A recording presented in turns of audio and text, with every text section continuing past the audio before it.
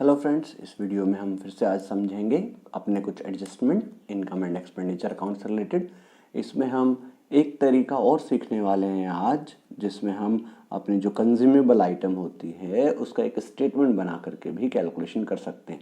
Cell अगर होती है कंज्यूमेबल आइटम की तो उसको किस तरीके से ट्रीट किया जाएगा ये समझना है हमें। चलिए इस क्वेश्चन की हेल्प से देखते हैं। How are the following dealt with while preparing the final account of North Sports Club for the year ended 31 March 2021। Receipts and payment account दिया हुआ है हमें 31 मार्च 2021 का। इसमें लिखा हुआ है सेल ऑफ स्पोर्ट्स मटेरियल 26,000 में हमने सेल की, जबकि उसकी बुक वैल्यू है 20,000। आगे कहता है क्रेडिटर फॉर स्पोर्ट्स मटेरियल 61,000, इसकी हमने पेमेंट किया क्रेडिटर को। फिर कैश परचेज भी गिवन है, वो कितना है 10,000। स्पोर्ट्स मटेरियल की ओपनिंग वैल्यू गिवन है और क्लोजिंग वैल्यू भी गिवन है। क्रेडिटर की ओपनिंग वैल्यू और क्लोजिंग वैल्यू दोनों गिवन है। तो चलिए देखते हैं किस तरीके से इस क्वेश्चन को हम कर सकते हैं, कितने मेथड से इसको कर सकते हैं। देखिए पूरा क्वेश्चन हमारे सामने है। हमें स्पोर्ट्स मटेरियल की opening value, closing value given है, क्रेडिटर ओपनिंग क्लोजिंग की गिवन है। सेल दी हुई है 26,000 की, लेकिन उसकी बुक वैल्यू है 20,000। पेमेंट हमने क्रेडिटर की है 61,000। कैश परचेज हमने की है 10,000 की। तो सबसे पहले हम परचेज को फाइंड आउट करने के लिए बनाएंगे स्पोर्ट्स मटेरियल के क्रेडिटर का अकाउंट। उसके लिए हम यहाँ लिखते हैं बाय बैलेंस BD। हमारे क्रेडिटर का ओपनिंग बैलेंस है, ओपनिंग वैल्यू है 7,000। तो क्लोजिंग वैल्यू इधर लिखेंगे to balance CD। Closing value creditor की है 15,000। हमने क्रेडिटर को पेमेंट की। क्रेडिटर लायबिलिटी अकाउंट है, लायबिलिटी घटेगी तो डेबिट में, बढ़ेगी तो क्रेडिट में। तो हमने इसको पेमेंट कर दी तो किधर आएगा डेबिट साइड में। हमने इसको पेमेंट कर दी, अमाउंट पेड टू क्रेडिटर। कितने की पेमेंट हमने इसको की है 61,000। अकाउंट समझिए 7,000 का ही क्रेडिटर था, इतने भी की पेमेंट कर दी तब भी इतने बचे। इसका मतलब कुछ और हमने क्रेडिट परचेज की है। टोटल कर लेते हैं इसका। पहले टोटल आया 76,000। 76,000 में अगर हम अब घटा देते हैं 7,000 तो ये आ जाएगी हमारी क्या क्रेडिट परचेज। चलिए भाई क्रेडिट परचेज हमने बैलेंसिंग फिगर में कैलकुलेट कर ली। ये हो गई क्रेडिट परचेज कितनी 69,000। अब हम बनाएंगे स्पोर्ट्स मटेरियल का अकाउंट साथ में, ताकि हम ये फाइंड आउट कर सकें कि कंजम्पशन कितनी है। चलिए हमने स्पोर्ट्स मटेरियल का फॉर्मूला बना लिया। सबसे पहले यहाँ लिखेंगे इसकी ओपनिंग वैल्यू का balance, to balance BD। Opening इसकी वैल्यू थी 20,000, यहाँ लिख लेते हैं by balance CD।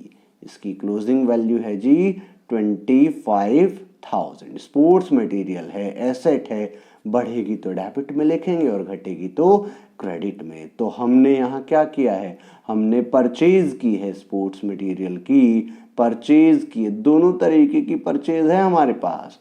Cash purchase भी है, कैश में हमने कितनी परचेज की है 10,000 की, और क्रेडिट परचेज हमने अभी अभी कैलकुलेट की है, वो कितनी है, वो है जी 69,000 की। सो हमारी जो परचेज हुई वो हुई कितनी 79,000। ओके, अब हमने जो सेल की वो क्रेडिट में लिखेंगे। बाय बैंक हमने क्या कर दिया, सेल कर दिया। इसको कितने में सेल कर दिया हमने इसको, हमने 26,000 में इसकी सेल की है, बट इसकी बुक वैल्यू 20 थी तो 6,000 का हमें प्रॉफिट हुआ। इस प्रॉफिट को हम कहाँ लिखेंगे डेबिट साइड में, इनकम एंड एक्सपेंडिचर के नाम से लिख दीजिए, या फिर आप लिख दीजिए profit on sale of sports material. 6,000 का प्रॉफिट हुआ। ओके जी, चलिए अब इस अकाउंट को भी क्लोज करते हैं। और देखिए 20,000 का स्पोर्ट्स मटेरियल शुरू में था, इतने की परचेज कर ली, ये बेचा है और इतना बचा हुआ है। इसका मतलब बाकी का कहाँ चला गया, टोटल कर लेते हैं। टोटल हुआ 1,05,000। 1,05,000 में से आप ये दोनों घटा लीजिए, 26,51 हुआ। इसका मतलब 54,000 कहाँ गया भाई, 1,05,000 में से 26 बिक गया, 25,000 बच गया। तो बाकी को क्या किया आपने, कंज्यूम कर दिया और वो कहाँ जाएगा, इनकम एंड एक्सपेंडिचर अकाउंट में। क्या निकाल लिया हमने, कंजम्पशन निकाल ली है बैलेंसिंग फिगर में। ओके, अब देखिए ये अमाउंट कहाँ कहाँ जाएगा, 54,000 जाएगा कहाँ पर, इनकम एंड एक्सपेंडिचर अकाउंट में। क्या लिखेंगे, लिखेंगे टू स्पोर्ट्स मटेरियल कंज्यूम्ड। कितना हमने कंज्यूम निकाला, 54,000। फिर देखिए ये तो रिसिप्टेंट पेमेंट में जा चुका है, वहीं से आया है, ये हमने कंजम्पशन लिख लिया। बैलेंस डी मतलब स्पोर्ट्स मटेरियल की क्लोजिंग बैलेंस, क्लोजिंग बैलेंस है तो क्लोजिंग एसेट्स में आएगा। स्पोर्ट्स मटेरियल क्लोजिंग की बैलेंस शीट है तो क्लोजिंग में स्पोर्ट्स मटेरियल की वैल्यू है कितनी, 25,000। ये तीनों हमने देख लिए कहाँ कहाँ जाएंगे। अब हम देखते हैं डेबिट साइड में। डेबिट साइड में क्या है हमारे पास, बैलेंस बीडी। ये क्या है, ये ओपनिंग की एसेट्स की वैल्यू है। स्पोर्ट्स मटेरियल कहाँ जाएगा, ओपनिंग बैलेंस शीट में, एसेट्स में। क्या वैल्यू है जी, 20,000। ओके, अब और देखते हैं कहाँ जाएगा, परचेज। ये तो रिसिप्ट एंड पेमेंट और क्रेडिटर अकाउंट से आई है, ये कहीं नहीं जाएगी।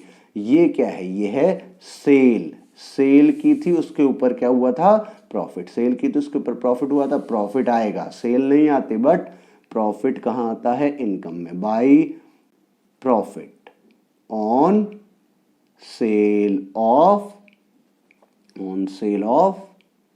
Sports material. कितना प्रॉफिट हमें हुआ है यहाँ पर, 6,000 का। और देखते हैं, ये सब तो हो गया खत्म।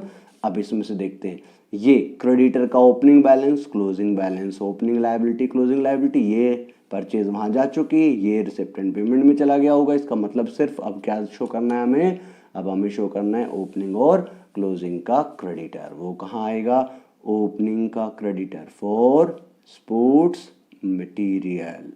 ओपनिंग का क्रेडिटर कितना है, ओपनिंग का क्रेडिटर है जी 7,000। और क्लोजिंग का क्रेडिटर कितना है, creditors for sports material, closing का क्रेडिटर है जी 15,000।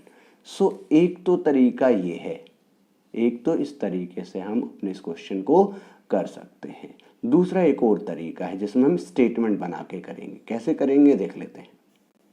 देखिए इस मेथड में हम सबसे पहले क्या लेते हैं, इस मेथड में हम सबसे पहले वही लेते हैं पेमेंट। पेमेंट कितनी की है आपने, पेमेंट टू क्रेडिटर्स। हमने पेमेंट की थी क्रेडिटर को 61,000।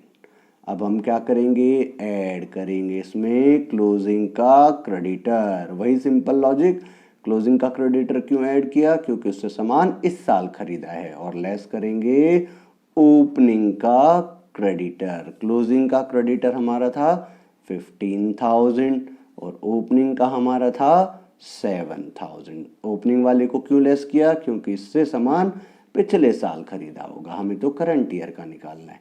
तो इतना करने के बाद क्या आ जाएगी हमारी क्रेडिट परचेज। इतना करने के बाद हमारी क्रेडिट परचेज आ गई है जी कितनी, 69,000। अब इसमें ऐड कर लेते हैं क्या, कैश परचेज, क्योंकि हमें तो टोटल परचेज चाहिए। टोटल परचेज में ओपनिंग स्टॉक क्लोजिंग स्टॉक को एडलेस करेंगे तभी कंजम्पशन आएगी। तो कैश परचेज हमारी थी जी 10,000। सो हमारी टोटल परचेज आ गई है निकल करके, वो है 79,000। अब हम क्या करेंगे, अब हम ऐड करेंगे यहाँ पर क्या, ओपनिंग वैल्यू, या कह सकते हैं opening stock of sports material.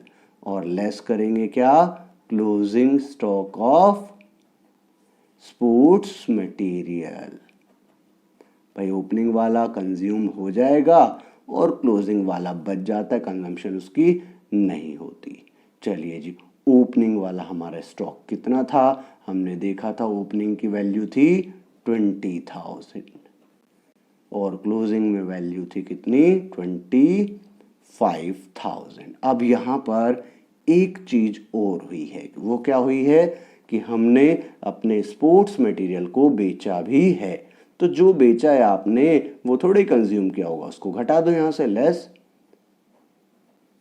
Cell of sports material. लेकिन ये जो हम प्राइस ले रहे हैं ये सारा कॉस्ट प्राइस है, जबकि सेल का क्या दिया हुआ है, सेल प्राइस। हमें यहाँ सेल का क्या लेना है, बुक वैल्यू, कॉस्ट प्राइस लेना है, क्योंकि ये सब कॉस्ट प्राइस है तो उसका भी कॉस्ट प्राइस यहाँ से घटाना पड़ेगा। और उसकी बुक वैल्यू जो हमें दी हुई है वो कितनी है, 20,000।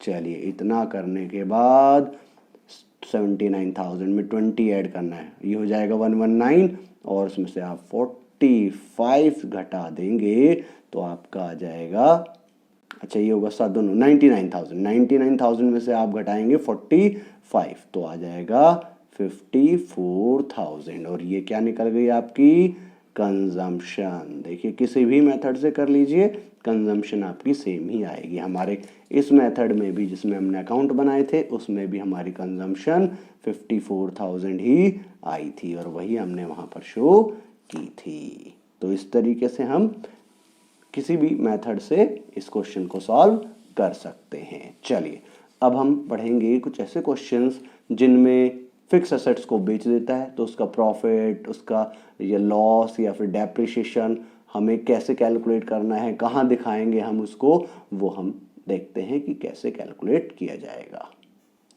देखिए ये जो क्वेश्चन आपको दिखाई दे रहा है 37, Delhi youth club has furniture at a book value of ₹2,20,000। 2,20,000 का इनके पास फर्नीचर है और ये कब की वैल्यू है, 31 मार्च 2020 की। इट सोल्ड ओल्ड फर्नीचर, इन्होंने एक पुराना फर्नीचर बेचा है जिसकी बुक वैल्यू है 20,000 1 अप्रैल 2020, यानी इसी डेट पर। देखिए अगले ही दिन की बात कर रहा है कि ये जो 2,20,000 है इसी में होगी कोई फर्नीचर और जिसकी बुक वैल्यू 1 अप्रैल 2020 को कितनी है, 20,000। कहता है इसको हमने बेच दिया 20% के लॉस पर। कब बेचा है, दिसंबर 2020 में। Furniture is to be depreciated, furniture पर डेप्रिशिएशन लगना है 10%। फर्नीचर की कॉस्ट 1,50,000, ये भी हमने परचेज किया 1 अक्टूबर 2020 में। हमें क्या करना है, फर्नीचर अकाउंट बनाना है। क्यों बनाना है भाई फर्नीचर अकाउंट, ताकि हम क्या कैलकुलेट कर सकें, लॉस या फिर profit on sale of fixed assets. क्यों भाई, क्योंकि लॉस या प्रॉफिट दोनों कहाँ शो होते हैं, इनकम एंड एक्सपेंडिचर अकाउंट में। तो ये भी उसका एक एडजस्टमेंट बन करके आ सकता है। चलिए देखते हैं किस तरीके से इसको किया जाएगा। देखिए क्वेश्चन को समझने के लिए हमने इसको यहाँ पर लिख लिया। 1 अप्रैल 2020 को टोटल जो हमारे पास फर्नीचर है उसकी वैल्यू है 1,20,000। फिर उसने अगला जो डेट बताई थी, अगली उसने हमें बताई थी 1 अक्टूबर 2020 में हमने एक नया फर्नीचर परचेज किया जिसका कॉस्ट प्राइस है 1,50,000। फिर उसने बताया कि 31 दिसंबर को हमने एक फर्नीचर का पार्ट बेच दिया, यानी इसी में एक फर्नीचर था जिसकी बुक वैल्यू 1 अप्रैल 20 को 20,000 थी।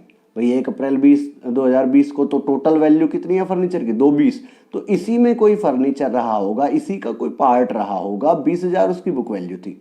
लेकिन उसको बेच कब रहा है, 31 दिसंबर में, और वो भी लॉस पर। कितने परसेंट के लॉस पर, 20% के। डैप लगाना है 10%। चलिए देखते हैं कैसे इस क्वेश्चन को किया जाएगा। सबसे पहले तो हमें इसमें डेट का भी कॉलम बनाना पड़ेगा और दोनों साइड में बनाना पड़ेगा, क्योंकि भाई फॉर्मेट हमारा कहता है डेट पर्टिकुलर अमाउंट, बिना डेट के काम नहीं चलेगा। तो डेट का कॉलम भी हमने बना लिया। चलिए अब डेट में देखिए सबसे पहले क्या डेट है, 1 अप्रैल। उसने बताया था 31 मार्च 2020, यानी 1 अप्रैल 2020 हमारे लिए स्टार्टिंग ईयर हो गया। तो यहाँ लिखेंगे टू बैलेंस BD। हमारे पास जो टोटल फर्नीचर है उसकी वैल्यू है 2,20,000। फिर इसने क्वेश्चन में बताया कि भाई अक्टूबर, सीधा अक्टूबर में चलते हैं। 1 अक्टूबर 2020 में इसने एक और फर्नीचर खरीद लिया टू बैंक। नया वाला फर्नीचर खरीदा गया है। कितने का खरीदा गया है जी, 1,50,000। फिर इसने हमें बताया कि 31 दिसंबर 2020 में ही हमने क्या किया, फर्नीचर का एक पार्ट बेच दिया। तो भैया अगर आप दिसंबर में बेच रहे हो तो उस पार्ट पर डेप तो लगाना पड़ेगा। वो पार्ट जिसकी बुक वैल्यू अप्रैल में थी, कितनी थी, 20,000। तो उस पार्ट के ऊपर आपको क्या लगाना पड़ेगा, डैप लगाना पड़ेगा। चलिए यहाँ बना लेते हैं वर्किंग नोट, क्योंकि हमें उसका सेलिंग प्राइस भी निकालना है। चलिए, वैल्यू ऑन 1 अप्रैल 2020 को क्या वैल्यू थी, जिसको आप बेच रहे हो उसकी वैल्यू थी 20,000। अब इसके ऊपर डैप भी लगेगा। डैप कितना लगेगा और कब लगेगा, 31 दिसंबर में लगेगा। कितने मंथ का लगेगा भाई, 9 मंथ का बैठता है, निकाल लेते हैं यहाँ पर। 20,000 का 10% डैप लगाना है, 9 मंथ का लगाना है। तो अगर आप इसको कैलकुलेट करोगे तो ये कैलकुलेट होकर के आ रहा है 1500। 2000 तो पूरे साल का हो गया, 9 मंथ का 1500। तो आज जिस दिन आप इस फर्नीचर को बेच रहे हो उस दिन क्या वैल्यू आ गई, इसकी वैल्यू ऑन 31 दिसंबर 20 में इसकी वैल्यू आ गई जी 18,500। ओके, अब हमने इसको बेच दिया, वो भी लॉस पर। लॉस देखते हैं जी कितना है, लॉस उसने बोला 20%। इसका मतलब इसकी आज वैल्यू है 18,500 और इसका लॉस है 3700। तो भैया इतने इसकी बुक वैल्यू है, इतना इसका लॉस है, तो क्या निकल गया, सेल प्राइस। चलिए जी, इसका सेल प्राइस कैलकुलेट कर लेते हैं। ये आ गया 14,800। अब इसको लिख देते हैं। देखिए ये डैप आएगा इसका और सेल प्राइस आएगा 14,800 और 3700 का हो गया लॉस। तीनों चीजें लिखेंगे कहाँ पर, फर्नीचर के अकाउंट में। पहले बाय डैप हम लिख चुके, बाय बैंक यहाँ पर आ जाएगा इसका सेल प्राइस, और फिर लॉस हो रहा है तो लॉस ऑन सेल। चलिए जी, डैप हमने इसका कैलकुलेट किया था तो डैप आया था 1500। सेल प्राइस हमने इसका कैलकुलेट किया था तो आया था 14,800। और फिर लॉस देखा हमने तो लॉस आया कितना, 3,700। चलिए जी, इसको तो हमने बेच दिया। अब साल का अंत कब होगा, 31 मार्च 2021 को। उस दिन क्या लगाना पड़ेगा, डैप। किस किस पर डैप लगेगा देख लेते हैं। रिमेनिंग बची हुई भाई 2,20,000 की थी, उसमें से जिसकी बुक वैल्यू 20 थी वो तो बेच ही दी हमने, तो बची हुई कितनी है, बची हुई है 2 लाख। उस 2 लाख के ऊपर पूरे साल का डैप लगेगा 10%, तो वो कितना आ जाएगा, 20,000। और भाई हमने नई भी तो खरीदी थी, उसके ऊपर डैप देखेंगे अक्टूबर से लेके मार्च तक 6 मंथ का डैप आ जाएगा 10%। 10% निकालेंगे तो आ जाएगा 7,500। सो इनका ये डैप हुआ 27,500। आप देख लेते हैं कि हमारे पास जो मशीन बची है, जो फर्नीचर बचा है, उसकी वैल्यू कितनी है। रिमेनिंग बचा एक तो हमारे पास, और एक नया वाला बचा हुआ है। देखते हैं उनकी कितनी कितनी वैल्यू बची हुई है। पहले टोटल कर लेते हैं। टोटल हम करेंगे तो टोटल आ रहा है जी 3,70,000। 3,70,000 में से ये सब घटा लीजिए, आपका बैलेंस आ जाएगा 3,70,000। कितना आएगा, इसमें से आप ये सब घटाएंगे तो ये आ रहा है जी 3,22,500। चेक भी कर लेते हैं। देखिए टोटल फर्नीचर था हमारे पास 2,20,000 का, इसमें से 20 वाला तो खत्म हो चुका, बचा कितना है, 2 लाख। तो 2 लाख के ऊपर हमने 20,000 का डैप लगाया तो 1,80,000 तो बचे हुए की वैल्यू होगी। प्लस 1.5 लाख का हमारे पास ये फर्नीचर था, इसके ऊपर हमने 7,500 का डैप लगाया तो इसकी वैल्यू बची होगी 1,42,500। जोड़ करके देख लीजिए, सेम आ जाएगा। अब क्वेश्चन ये राइज होता है, इसमें से कौन सी चीज कहाँ कहाँ जाएगी। देखिए ये आएगा कहाँ पर, फर्नीचर की opening value, opening asset. Opening value opening asset में दिखाई जाएगी। ये क्लोजिंग वैल्यू है तो क्लोजिंग एसेट में दिखाई जाएगी। ये रिसिप्ट एंड पेमेंट में आता ही है। ये डेप्रिसिएशन, देखिए डेप्रिसिएशन 1,500 यहाँ लगा हुआ है और 27,500 यहाँ लगा हुआ है। इसका मतलब इनकम एंड एक्सपेंडिचर में हमें क्या क्या शो करना पड़ेगा। बेसिकली हमारा इनकम एंड एक्सपेंडिचर ही है जिसमें हमें सीखना है कि किस तरीके से शो किया जाएगा अमाउंट को। Dep, to dep on furniture. फिर से देखिए डेप कितना आएगा, 1500 ये है, यहाँ पर 1500 प्लस 27,500, 27 और एक 28, 28 और एक 29, 29,500 आपका डेप आएगा। कैसे? 1500 जो बेचा उसका और बाकी दोनों का 27,500, तो ये हो गया जो 28 और एक 29, 29,000 का तो आपको दिखाना है डेप।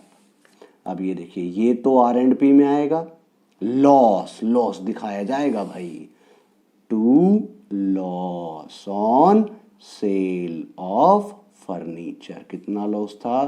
3,700। प्रॉफिट होता तो इधर दिखा देते।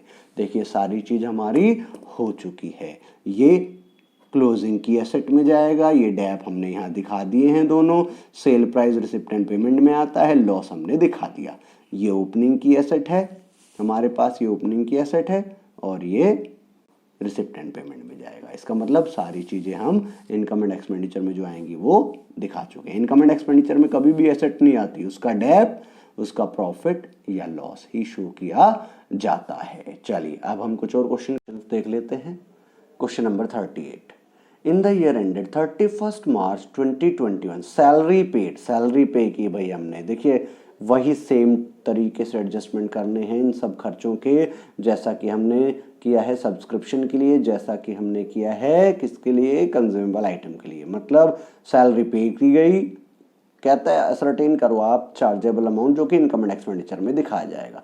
प्रीपेड है लास्ट ईयर का, आपको पहले ही बताया जा चुका, प्रीपेड लास्ट ईयर का ऐड करेंगे और करंट ईयर का लेस करेंगे क्योंकि नेक्स्ट ईयर के लिए है। आउटस्टैंडिंग पिछले साल का लेस होगा क्योंकि वो पिछले साल का था। आउटस्टैंडिंग इस साल का ऐड होगा क्योंकि वो इस साल के लिए है। तो क्या करना पड़ेगा? बिल्कुल सेम तरीके से इसको भी हम अपने इनकम एंड एक्सपेंडिचर में शो कर सकते हैं। देखिए सैलरी है, सैलरी आप पे कर रहे हो तो किधर लिखी जाएगी? एक्सपेंडिचर में, टू सैलरी। तो जो सैलरी आपने पे की है उसको लिख लीजिए पहले। सैलरी आपने जो पे की है वो है जी कितनी? वो है 2,04,000। 2,04,000 की आपकी सैलरी है। अब क्या करेंगे?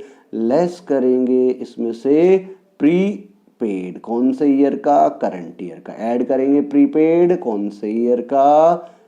प्रीवियस ईयर का। फिर आउटस्टैंडिंग पिछले साल का लेस होगा और इस साल का आउटस्टैंडिंग ऐड होगा। ये हमने अभी अभी देखा था कितना कितना अमाउंट था। प्रीपेड था प्रीवियस ईयर का 24,000, करंट ईयर का था कितना? 12,000। फिर आउटस्टैंडिंग था हमारा प्रीवियस ईयर का 18,000 और करंट ईयर का है जी 15,000। इसको ऐड करना है, इसको लेस करना है, प्रीपेड प्रीवियस ईयर का ऐड करना है और करंट ईयर का लेस करना है। तो देख लेते हैं कितना आ गया। ये आया -3 -15, ये आ जाएगा जी 9 प्लस का 9 और 24 में इसको ऐड करेंगे तो 2,13,000। कोई भी एक्सपेंसेस हो, कोई भी रिसिप्ट हो, अगर उसके ये चारों चीज़ें दे रखे हैं तो यही करना है। पिछले साल का आउटस्टैंडिंग घटाओ, इस साल का जोड़ दो, पिछले साल का प्रीपेड जोड़ दो, इस साल का प्रीपेड घटा दो। Simple is that. चलिए अब हम क्या करेंगे? अब हम कुछ और एडजस्टमेंट सीखते हैं जो कि हमारे इनकम एंड एक्सपेंडिचर अकाउंट को बनाने में हमारी क्या करेंगे? हेल्प करेंगे। देखिए आपको पहले भी बताया था, क्या बताया था कि भाई जो रिसिप्ट हैं, रिसिप्ट आपको दो तरीके की देखने को मिलती है। एक ऐसे रिसिप्ट जो आपको बार बार मिलती है, रिकरिंग नेचर की होती है, उनको हम बोलते हैं रेवेन्यू। और दूसरी ऐसी होती है जो बार बार आपको नहीं मिलती, कभी कभार मिलती है, स्पेशल पर्पस की होती है। उन रिसिप्ट को हम बोलते हैं कैपिटलाइज्ड रिसिप्ट। या कैपिटल रिसिप्ट, और इनको दिखाएंगे हम कहाँ पर, लायबिलिटी में, जबकि ये कहाँ आएंगी, ये आएगी आपके इनकम एंड एक्सपेंडिचर अकाउंट की इनकम वाली साइड में। तो चलिए इसी को बेस रखते हुए कुछ और एडजस्टमेंट हम सीख लेते हैं। चलिए पहले आज सीखते हैं हम क्या, एंट्रेंस फीस। एंट्रेंस फीस, प्रवेश शुल्क। देखिए एंट्रेंस फीस को क्या करते हैं हम, एंट्रेंस फीस के बारे में अगर क्वेश्चन में बोलता है कि भाई आपको इसको कैपिटलाइज करना है, तो आपके पास कोई ऑप्शन होगा क्या, नहीं होगा। तो अगर क्वेश्चन में बोलता है कि भाई कैपिटलाइज कर दो, तो आपको इसको कहाँ ले जाना पड़ेगा, क्लोजिंग बैलेंस शीट में ले जाना पड़ेगा, और कहाँ लिखना पड़ेगा इसको, लायबिलिटी में। ठीक है जी, लेकिन ऐसा कब करेंगे, जब क्वेश्चन में बोलेगा कि कैपिटलाइज करो। अगर क्वेश्चन में कुछ नहीं कहता, तब हम एंट्रेंस फीस को ये मानते हैं कि ये बार बार हमें मिलती है, तब हम इसको रेवेन्यू रिसिप्ट मानते हैं, और हम इसको कहाँ दिखाते हैं, इनकम एंड एक्सपेंडिचर अकाउंट की कौन सी साइड में, इनकम एंड एक्सपेंडिचर अकाउंट की कौन सी साइड में, इनकम साइड में। यानी इसको कहाँ ले जाएंगे, इनकम एंड एक्सपेंडिचर अकाउंट में ले जाएंगे, और कहाँ लिखेंगे, इनकम में लिखेंगे। तो ये एडजस्टमेंट तो बड़ा ही सिंपल है। अब चलिए नेक्स्ट एडजस्टमेंट की ओर चलते हैं। नेक्स्ट एडजस्टमेंट है हमारा life membership fees. For example, आपकी ऑर्गेनाइजेशन का कोई मेंबर पूरी जिंदगी की सदस्यता आपके यहाँ ले लेता है, पूरी जिंदगी की मेंबरशिप आपके यहाँ ले लेता है, तो क्या अब वो आपको मेंबरशिप फीस बार बार देगा, नहीं देगा। सो लाइफ मेंबरशिप फीस को हम हमेशा एक कैपिटलाइज्ड रिसिप्ट मानेंगे, और इसको कहाँ दिखाएंगे, कैपिटलाइज रिसिप्ट को दिखाते हैं क्लोजिंग बैलेंस शीट में, किधर, लायबिलिटी वाली साइड में। तो देखिए दो एडजस्टमेंट ये बहुत आसान है, एंट्रेंस फीस और life membership fees. Entrance fees को कैपिटलाइज कब करना है, जब क्वेश्चन में बोले, अदरवाइज उसको रेवेन्यू इनकम मानना है और इनकम एंड एक्सपेंडिचर में दिखाना है। और लाइफ मेंबरशिप फीस हमेशा कैपिटलाइज करनी, और क्लोजिंग बैलेंस शीट में इसको कहाँ दिखाना है, लायबिलिटी साइड में दिखाना है। चलिए अब नेक्स्ट एडजस्टमेंट हम इजी वाला एक और करते हैं, ये है जी डोनेशन। क्या है जी, डोनेशन। देखिए मान लीजिए आपका फ्रेंड आपको कुछ पैसा डोनेट करता है, आपके यहाँ इंटरनेट नहीं आ रहा, या आपके यहाँ कोई प्रॉब्लम है, आपके पास रहने के लिए घर नहीं है, तो आपके एक मित्र ने आपको 1 करोड़ रुपया दिया और कहा कि भाई इस 1 करोड़ रुपए से आप ऐसा घर खरीदो कि आप बैठकर आराम से पढ़ सको। तो आप उस डोनेशन को क्या करोगे, जो उसने बोला उससे वही काम करना पड़ेगा, क्योंकि ये डोनेशन स्पेशल काम के लिए मिला है। सो ऐसे डोनेशन को हम बोलते हैं स्पेसिफिक डोनेशन या डोनेशन फॉर स्पेशल पर्पस। अगर डोनेशन स्पेशल पर्पस का है तो वो बार बार नहीं मिलता, इसलिए उसको क्या करेंगे, कैपिटलाइज करेंगे, और कहाँ लिखेंगे, क्लोजिंग बैलेंस शीट में लिखेंगे, और किधर लिखेंगे, लायबिलिटी साइड में लिखेंगे। लेकिन अगर डोनेशन का कोई पर्पस ही नहीं बताया गया, इन दिस केस हम उसको क्या मानेंगे, जनरल डोनेशन मानेंगे। मान लीजिए आपके फ्रेंड ने आपको, दूसरे किसी फ्रेंड ने आपके कुछ पैसे दे दिए, आपने पूछा भाई किस लिए, उन्होंने कहा यार रख लो कोई बात नहीं, काम आ जाएंगे तुम्हारे, तो ये तो जनरल डोनेशन हो गया। तो ऐसी ऑर्गेनाइजेशन को अगर डोनेशन स्पेसिफिक काम के लिए मिलता है तो कैपिटलाइज कर दो, अगर कुछ नहीं बताता तो उसको जनरल डोनेशन मानो, और जनरल डोनेशन आपको बार बार मिलता रहेगा, इसलिए उसको क्या करना है, उसको रेवेन्यू रिसिप्ट माननी है, और उसको कहाँ दिखाना है, इनकम एंड एक्सपेंडिचर अकाउंट की कौन सी साइड में, इनकम वाली साइड में। ठीक है जी, ये है हमारा क्या, डोनेशन। ठीक है जी। अब इसी पर बेस्ड एक और एडजस्टमेंट हम समझ लेते हैं। मैं यहीं पर उसका ऑप्शन लिख देता हूं, लीगेसी। लीगेसी क्या होती है? लीगेसी होती है हमारे लिए एक वसीयत। मतलब कुछ लोग क्या होते हैं जो अपनी लाइफ से तंग आ जाते हैं या धर्म का कुछ काम करना चाहते हैं या पुण्य कमाना चाहते हैं, उन्होंने पूरी जिंदगी पैसा कमाया और लास्ट मोमेंट पर आकर के वो क्या करते हैं, अपनी सारी प्रॉपर्टी किसी ट्रस्ट को दान कर जाते हैं। इसका मतलब उन्होंने अपनी वसीयत ट्रस्ट के नाम कर दी, अपनी सारी चीजें ट्रस्ट के नाम कर दी। तो देखिए लीगेसी का केस भी बिल्कुल सेम डोनेशन की तरह ही है। इसका एडजस्टमेंट भी हमें बिल्कुल डोनेशन की तरह ही करना पड़ेगा। वैसे एनसीईआरटी में तो क्लियरली लिखा हुआ है कि लीगेसी को एक कैपिटलाइज रिसिप्ट मानो और बैलेंस शीट में लायबिलिटी साइड में दिखा दो। बट ये जो हमारी बुक है टीएस ग्रेवाल जी की, इनका मानना कुछ अलग है। ये क्या कहते हैं? ये कहते हैं कि भाई जिस तरीके से डोनेशन मिलता है उसी तरीके से लीगेसी भी क्या है, एक डोनेशन है।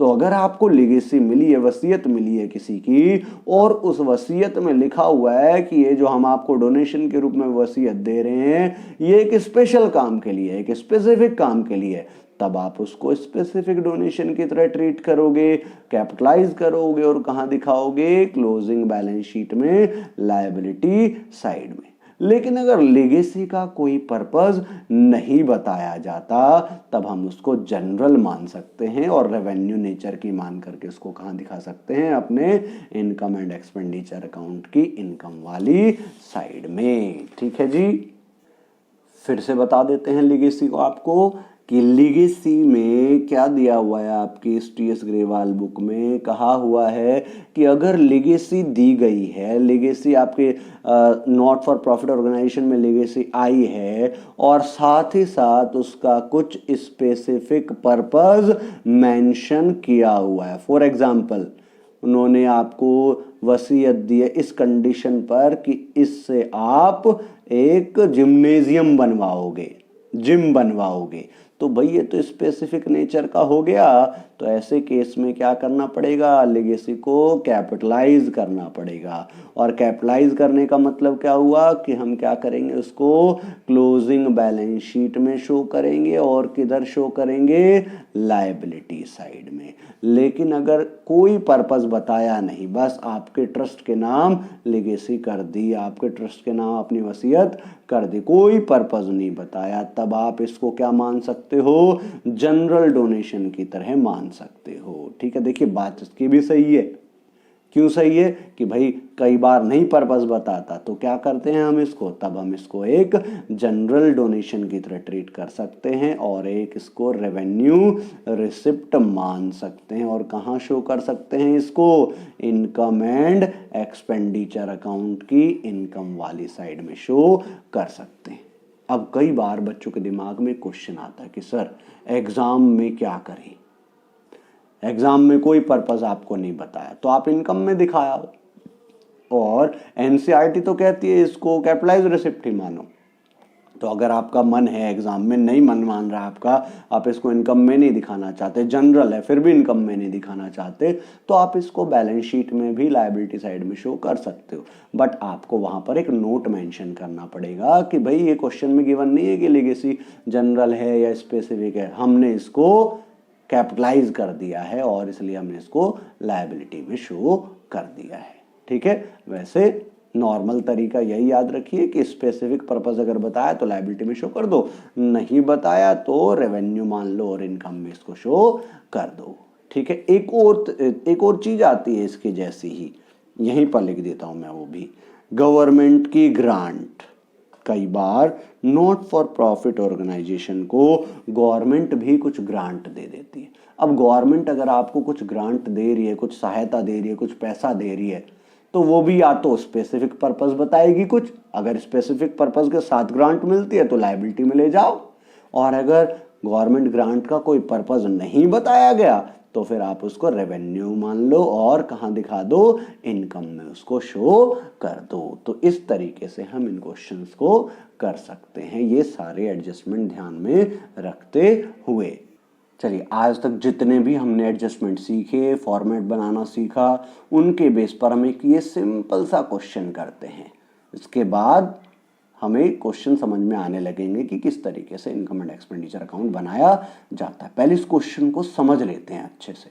बैलेंस बीडी दिया हुआ, ये रिसिप्ट एंड पेमेंट अकाउंट है, शुरू होता है ओपनिंग कैश से या फिर बैंक के बैलेंस से। तो बैलेंस बीडी, ओपनिंग का कैश, भाई ये तो एसेट होता है, एसेट में जाएगा। ओपनिंग का है, ओपनिंग की एसेट में जाएगा। सब्सक्रिप्शन, ये तो इनकम है, इनकम में जाएगी। सेल ऑफ इन्वेस्टमेंट, देखिए एसेट की सेल है। नीचे सेल ऑफ ओल्ड फर्नीचर, ये भी एसेट की सेल है। एसेट की सेल और परचेज इनकम एंड एक्सपेंडिचर में नहीं जाते, बट अगर उन पर कुछ प्रॉफिट या लॉस होता है उसको हम शो करते हैं। तो ये सेल ऑफ इन्वेस्टमेंट तो आएगा नहीं इनकम एंड एक्सपेंडिचर में। सेल ऑफ फर्नीचर भी नहीं आएगा, लेकिन सेल ऑफ फर्नीचर 40 की उसकी बुक वैल्यू, बेचा है उसको 30 में, इसका मतलब 10 का लॉस हुआ है, वो लॉस हमें शो करना पड़ेगा एक्सपेंडिचर में। डोनेशन मिला, कोई पर्पस नहीं बताया गया, जनरल डोनेशन इनकम मानेंगे। सैलरी एक्सपेंसेस है, रेंट एक्सपेंसेस है। स्टेशनरी, स्टेशनरी 20,000 की थी, कुछ नहीं बताया कहाँ है आगे स्टेशनरी, तो सारी स्टेशनरी कंज्यूम हो गई, नॉर्मल एक्सपेंसेस मानेंगे। डिफेंस बॉन्ड, आपने कुछ पैसा डिफेंस बॉन्ड खरीदने में लगा दिया। What is this? This is investment. ये क्या है? इन्वेस्टमेंट। आपने इन्वेस्टमेंट खरीदा है। इन्वेस्टमेंट आपके लिए क्या है? एसेट। इनकम एंड एक्सपेंडिचर में नहीं आता। इनकम एंड एक्सपेंडिचर में क्या आती है? इनकम और एक्सपेंसेस। ओके, फर्नीचर, ये भी एसेट है, ये भी नहीं आएगा। बाइसिकल भी नहीं आएगी, ये भी एसेट है। और ये क्लोजिंग कैश का बैलेंस है, ये भी नहीं आएगा। तो चलिए इसको कर लेते हैं। हाँ जी, इसमें सबसे पहले क्या दिया था? कैश। कैश नहीं आएगा। उसके बाद था सब्सक्रिप्शन, वो हमारे लिए क्या है? इनकम है। और इनकम कहाँ आएगी इनकम एंड एक्सपेंडिचर अकाउंट की? इनकम वाली साइड में। वो कितना है जी? 9 लाख। ओके, उसके बाद है क्या? सेल ऑफ इन्वेस्टमेंट नहीं आएगा, एसेट है। सेल ऑफ ओल्ड फर्नीचर भी नहीं आएगा, बट वो उस पर हो रहा है लॉस, वो लॉस हमें शो करना पड़ेगा। Loss on sale of furniture, लीजिए जी, उसकी बुक वैल्यू दे रखी है 40, जबकि बेचा उसको 30 में, तो 10,000 का लॉस यहाँ पर शो करेंगे। उसके बाद डोनेशन, डोनेशन कुछ नहीं बताया, जनरल मानेंगे, इनकम में शो करेंगे। डोनेशन है जी कितना? 10,000। ओके, नेक्स्ट उसके बाद अब हमें दिया हुआ था सैलरी। सैलरी हमारे लिए क्या है? एक्सपेंसेस 4,80,000। देन हमें दिया हुआ है रेंट। रेंट भी हमारे लिए क्या है? एक्सपेंसेस। वो कितना है जी? 50,000। उसके बाद क्या दिया हुआ है? स्टेशनरी एक्सपेंसेस है। स्टेशनरी कितना है जी? 20,000 है। उसके बाद कुछ नहीं, उसके बाद तो सारी एसेट्स थी। तो अब इसका टोटल कर देते हैं, और अगर क्रेडिट साइड ज़्यादा होगी तो आएगा सरप्लस। डेबिट ज़्यादा होती है तो निकलती है डेफिसिट। हाँ जी, यही साइड ज़्यादा दिखाई दे रही है। 9,10,000, 9,10,000। इसमें से आप घटा लीजिए 5 लाख, तो ये हो गया 5,60,000 आपको घटाना है, तो ये आ जाएगा 3,50,000। ये आ गया आपका सरप्लस। तो इस तरीके से हमारे क्वेश्चन आज से स्टार्ट हो गए, जो कि बहुत ही सिंपल हैं समझने में। होप आपको समझ में आया होगा कि किस तरीके से अब क्वेश्चंस को किया जाएगा। Thank you.